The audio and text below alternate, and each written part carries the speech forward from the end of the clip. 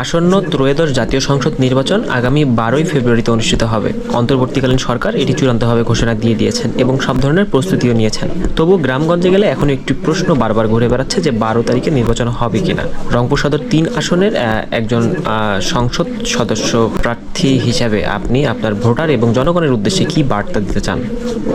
না, আমি মনে করছি যে এই এই এই এই গুজবটা ছড়ানো হচ্ছে পতিত যারা স্বৈরাচার তাদের পক্ষ থেকে এবং যারা নির্বাচনে নির্ঘাত তাদের পরাজয় করছে তাদের পক্ষ থেকে। যারা এই কথা বলছে তারা মোটেও একটা গণতান্ত্রিক বাংলাদেশ চান না। তারা চান একটা পূর্বের সেই দুষ্ট রাজনীতি ফিরে আসুক, পতিত স্বৈরাচার ফিরে আসুক, পুনর্বাসিত হোক। তারাই মূলত এই কথা হয়তো বলছে। আমি বিশ্বাস করি জনগণ ভোট দেওয়ার জন্য ওয়েট করতেছেন এবং তারা আশাবাদী যেটা সুন্দর নির্বাচন হবে।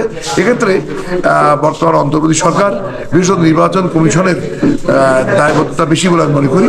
তারা যদি আন্তরিক হন এবং নির্বাচনের পরিবেশ সংরক্ষণ করার জন্য দৃঢ়তার পরিচয় দেন এবং যে তারা যারা এই ধরনের গুজব ছড়াচ্ছে বা নির্বাচন লঙ্ঘন করছে তাদের বিরুদ্ধে যদি ব্যবস্থা নেন, তাহলে আমার বিশ্বাস যে এই গুজবের কোনো ভিত্তি থাকবে না। জনগণ সুন্দরভাবে শান্তিপূর্ণভাবে এই ভোটে অংশগ্রহণ করবে।